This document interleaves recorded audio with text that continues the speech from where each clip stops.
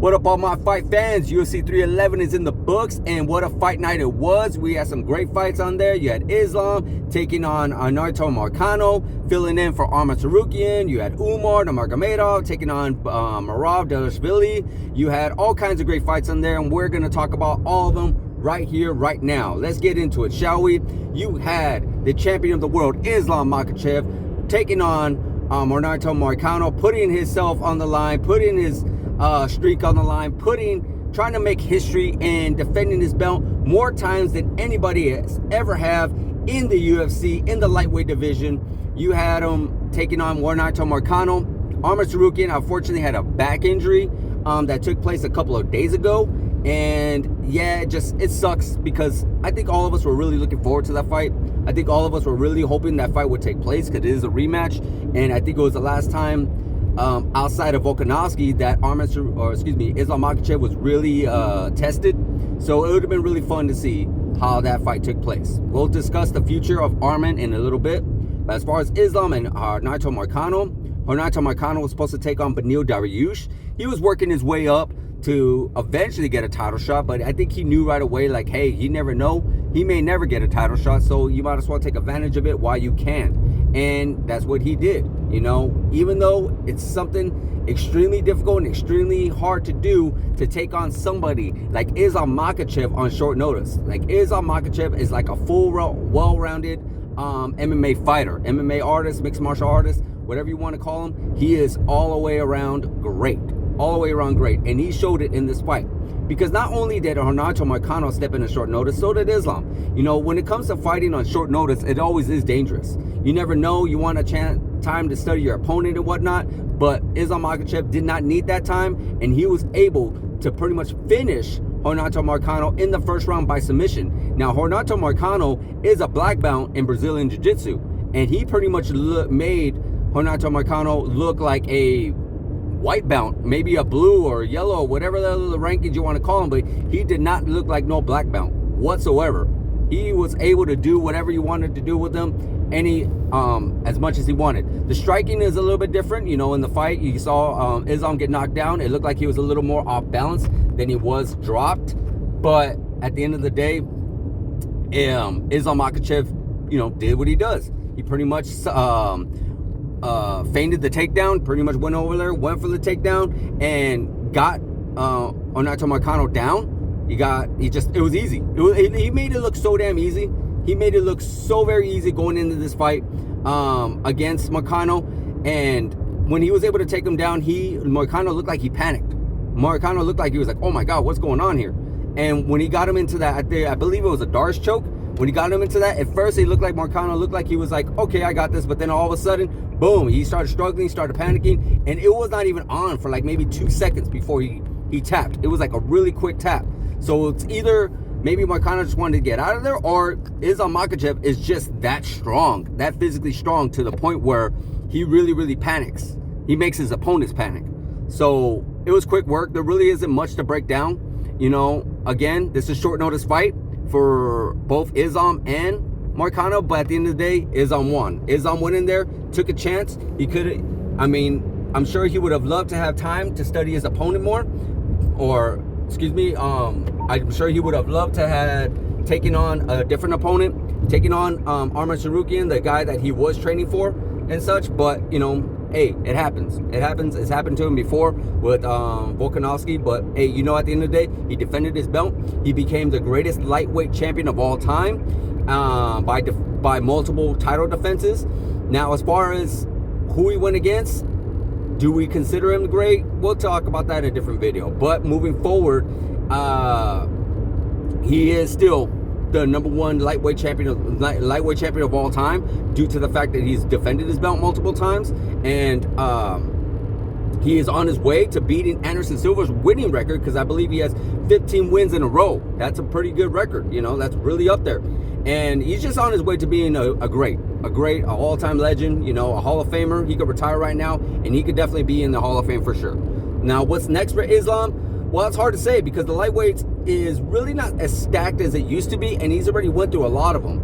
Now, we know Charles Oliveira defeated Michael Chandler back in November, and by decision and such. And it wasn't something crazy fight. It wasn't a great fight. And we already know what Islam Makhachev was able to do to Charles Oliveira. Back when Islam Makhachev won the belt, we saw what he was able to do to him. He made that look easy. You know, there's very few fights where it was flawless, where it was just completely just domination for the other fighter. You know, I've seen it with Conor McGregor, Eddie Alvarez. I've seen it with Forrest Griffin and Anderson Silva. And now I remember seeing it with Islam Makhachev and Charles Oliveira. The fight was not even close. Charles Oliveira was never in the fight. So it almost feels like, do we really want to see a rematch? I mean, could we get with it? Sure. But is it something that we must have to do, that we got to see? It's not something that we got to see, but it's something that's okay. You know, while we wait for the build, while we wait for new and fresh contenders in the lightweight division, I won't mind seeing it again. As far as Arman Tsarukyan goes, Dana White actually let it out saying that he is not going to get a title shot, that he is not going to be next, that Arman Tsarukyan is going to have to work his way up.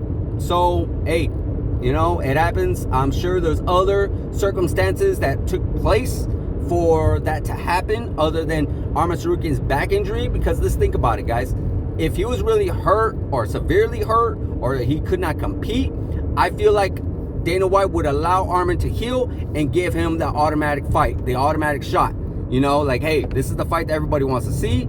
This is going to be a great competitive fight. So let's wait for Arman to heal and he'll get the next shot. But unfortunately, Arman's not getting the next shot. So it makes you wonder, why? Maybe Arman wasn't severely hurt. Maybe Arman could have healed. Only he knows, only the doctor knows, only Dana knows. So we don't know.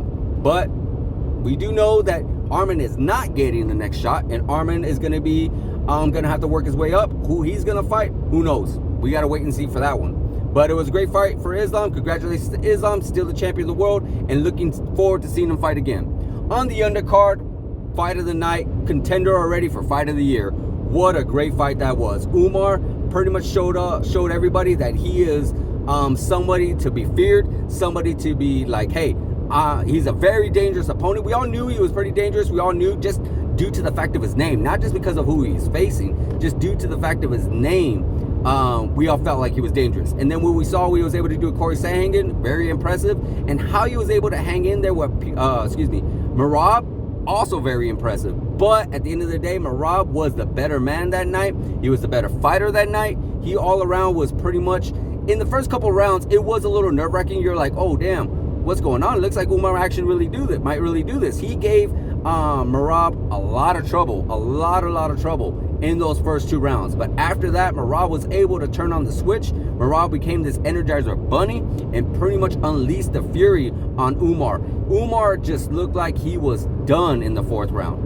I am so surprised in the fifth round that he was not able, Merab was not able to finish him, because like I said, in the first two rounds, you seen some great striking, some great takedown defense from Umar. You even seen a few takedowns himself.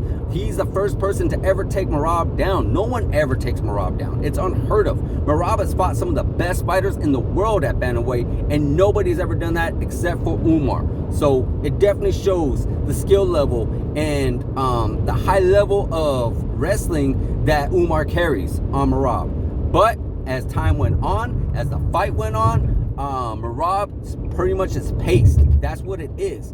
He may not be the better striker, the better wrestler, the better grappler, the better submission artist, but he has a gas tank like no other that can outlast pretty much anybody in the UFC, and that's what gave Umar so much trouble. It gave him so much trouble. It was the most tired I've ever seen Umar look. I am like surprised, and I am like really I guess I could say more appreciative of Umar and his guts. Like he did not give up. He wanted to stay in there. He wanted to do it, and he actually looked good in that fifth round. In that fifth round, it was getting a little competitive until the last couple of minutes, where Merab was finally able to get him down. He kept trying to get him down over and over again, and then he was finally able to do it. Now, Merab didn't do very much ground and pound. Merab didn't do very much anything like severe damage to Umar. You know, we saw Merab, he got pieced up a little bit. You know, he saw his face, he was a little cut up here and there, he was a little bruised up and such like that. He had some injuries, I believe, going into the fight from what he was telling us at the post-fight press conference and such. So you don't know. Like, maybe moving forward, maybe he was a little injured going into this fight. Maybe he wasn't. We never know. But at the end of the day, it was such a great performance from Merab. Great performance from Umar. A great fight all around. But Merab got the victory. Merab got his first title defense in. And what's going to be next for him? Because he's already won against a lot of the greats in the bantamweight division. Took the title off Sean O'Malley. Beat Henry Cejudo. Beat Peter Yan. I'm not sure what could be next for him at this moment. I mean, maybe you could do a rematch with Sean O'Malley because, you know, that fight was, I want to say close, but maybe a little more competitive. And maybe Sean O'Malley could have done a little bit more. He did say, like, how he was a little injured going into the fight and whatnot. But I won't mind seeing it again. Sure, I guess. Maybe if Peter Yan could do another fight to show us how good he has gotten since their first outing, because I think Merab broke a record going against Peter Yan by takedowns, I believe. You know, I think he took Peter Yan down more times than anybody else has ever have, or in a fight, if I'm correct. I'm not sure about that. I have to check that stat. But at the same time, if you guys looked at the stats, Merab actually surpassed Georges St-Pierre as the most takedowns in UFC history. I believe it's either 91 or 92. Could be a little bit more, but it's up there, guys. So that's extremely impressive. Extremely impressive. What's going to be next for Umar? Well, I know a lot of people were saying, oh no, he is ready, and you know, it wasn't too much too soon and all this and that. I want to say, okay, I agree to a certain extent. I do believe it wasn't too much too soon, but I would have loved to seen him be tested just a little bit more. You know, the highest level fighter that he went against was against Corey Sandhagen. Now, no disrespect to Corey Sandhagen. Corey Sandhagen is one tough SOB. He is a very, very tough competitor, a very, very tough fighter.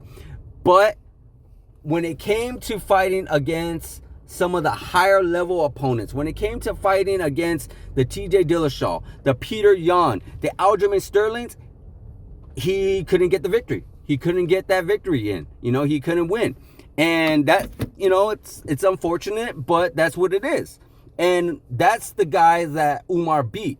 Now, I would love to see Umar go against a Henry Cejudo, who is somebody that is a great wrestler, well, Olympic wrestler, I guess you could say, and also has really good striking. He's actually stopped some opponents with his power. So that would be a really good test for Umar to see, like, okay, let's see where you really are at. We've seen where you're at against someone like Corey Sandhagen, and we've seen you're able to really put Merab to the test. We've seen that, but now let's see what you can do next. Now, I hear what he's saying. Oh, he broke his hand in the fight against Merab. I don't think that would have made too much of a difference as far as his cardio goes. Now, as in the fight goes, yes. As far as his cardio goes, he's hurt.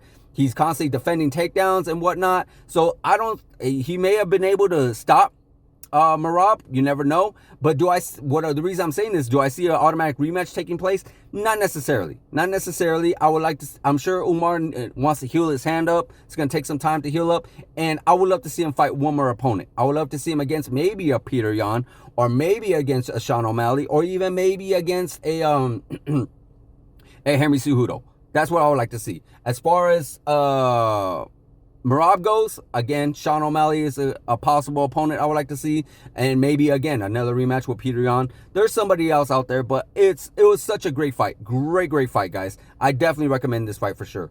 Also in the co-main event, in the co-main event, as I guess you could say, you had Jamal Hill taking on Yuri Prochazka. Yuri Prochazka looked like a beast. Yuri Prochazka looked like he got reformed. He looked like he's rebuilt himself. He looked all around way better than he's ever looked. And I do feel like a couple of more wins in this fight, he could potentially get another shot at Alex Pereira. Not something we want to see right now. But if Yuri Prochazka just so happens to get better and better each and every time, I do feel like he could get another shot. Jamal Hill, I would love to see him go against maybe a Jared Cannonier. No, not Jared Cannonier. Well, yeah, maybe a Jared Cannonier, or no, I'm sorry, that's at middleweight. Maybe I'm drawing a blank on the other guy's name right now. There's a couple of fights. You got Jan Blachowicz, you got Rakic, you got a couple of fights right now while Alex Pereira takes care of business against Ankalaev. We'll definitely talk about that in another video for sure. Whether you guys have it, UFC 311, great fights, a lot of great action. Definitely recommend it. Go check out some of the highlights on YouTube. Like, subscribe, hit that notification button, and I'll see you guys in the next video.